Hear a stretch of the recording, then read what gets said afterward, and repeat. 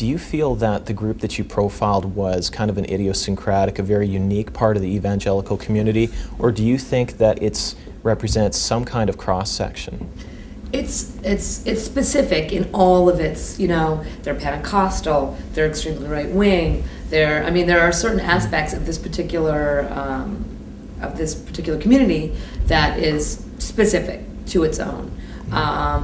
However, there are elements within this particular movement and their lifestyle and their worldview that is across the board for evangelicals.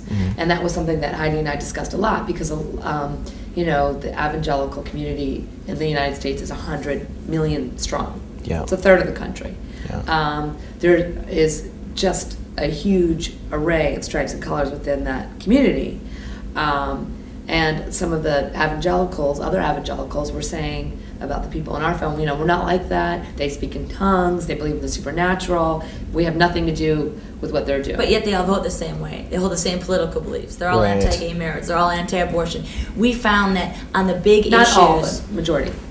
90%. Okay. So we found that on the big issues, they had much more in common than they had differences. When it comes to the particular theology amongst all the different groups, of course they practice the religion differently. Not all these denominations focus on children so much. Of course, not all of them speak in tongues. It's only 30% of the evangelicals.